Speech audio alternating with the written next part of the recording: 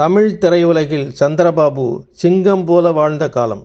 பத்திரிகை பேட்டி ஒன்று சந்திரபாபு கொடுத்து கொண்டிருந்தார். அப்போது சிவாஜி நடிப்பு சிறந்ததா, எம்ஜிஆர் நடிப்பு சிறந்ததா என்பது பற்றிய ஒரு கேள்வி வந்தபோது சிவாஜி நடிப்பு சிறந்தது என்று சந்திரபாபு கூறினார். இது எம்ஜிஆருக்கு அப்போது பிடிக்கவில்லை. சந்திரபாபுக்கு சான்ஸ் கொடுப்பதை தவிர்த்தார் மக்கள் திலகம். சாப்பாட்டுக்கும் அன்றாட செலவுக்குமே கஷ்டப்பட்டார் சந்திரபாபு. அந்த நேரம் சிவாஜியிடம் சென்று, கணேசா, நீ நடிக்கும் சில படங்கள் எனக்கு வாய்ப்புகள் வாங்கி கொடு, சாப்பாட்டுக்கே கொஞ்சம் கஷ்டமா இருக்கு, கொஞ்சம் உதவியா இருக்கும் என்றாராம். அதற்கு சிவாஜி யதார்த்தமாக, அதற்கு என்னப்பா, தினமும் எனது வீட்டில் தினமும் 50க்கும் மேல ஆட்கள் வந்து சாப்பிட்டு போறாங்க, நீ வந்து சாப்பிட்டு போ, முடிஞ்சா உனக்கு வாய்ப்பும் நான் கேட்டு பார்க்கிறேன் என்று சொன்னாராம். அவர் ஓஹோ என்று வாழ்ந்த காலத்தில் கீழிருந்து மாடிக்கு பெட்ரூம் வரைக்கும் நேராக கார் கொண்டு போகும் அளவிற்கு பாதை அமைத்து வீடு கட்டியவர் சந்திரபாபு.